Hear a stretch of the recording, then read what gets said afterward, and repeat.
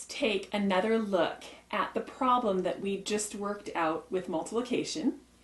And that problem is the 1.4 times 0.21 equaling 0.294.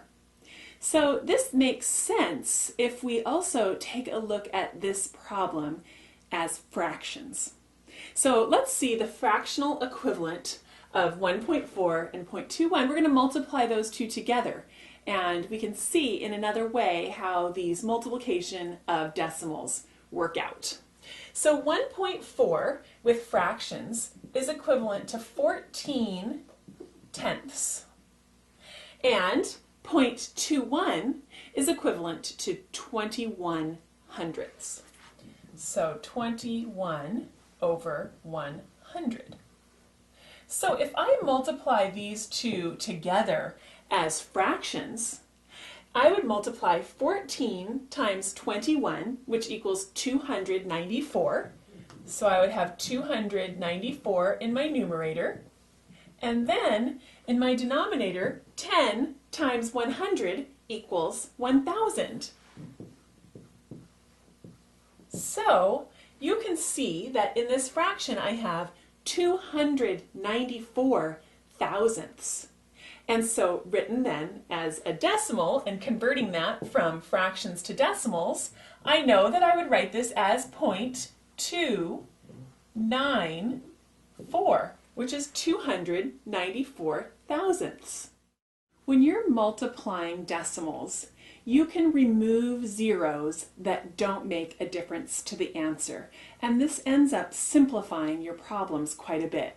So if you have a problem that's written like this, 0.280 times 0.6, if you remove the decimals and set this problem up like we've looked at, you'll end up with something like this, 0.280 times 0.6, and you would have counted your digits to the right of the decimal point and kept track of all of that, worked out your problem with all these extra zeros in here, and done all the work and counted over, and you would end up with the correct answer but with a lot of extra work.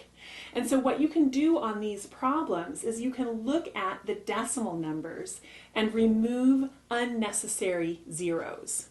So, for example, in this problem, and I'm going to draw a line here so that we can see the difference between the two. In this problem, 0.280 can actually be written as just simply 0.28 for the purposes of our multiplication. When we report answers and when we give solutions and things like that, we do want to have a zero in the ones place, and so we usually add that back in for final answers and things. But in just doing the multiplication, in just setting up the problem, it's okay to write a number like 0.280 as 0.28. And then similarly writing the 0.6 as simply 0.6 is also the same number, and so this simplifies your multiplication.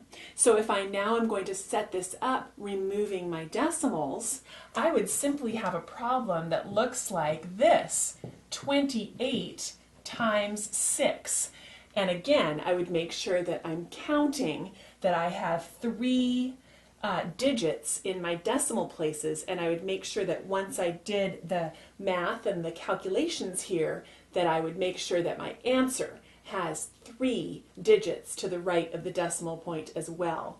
But you can see that this problem here, 28 times 6, is going to be much simpler to work out than this problem here. And they're the same thing, but this is a much simpler version of it than having all of these extra zeros in here.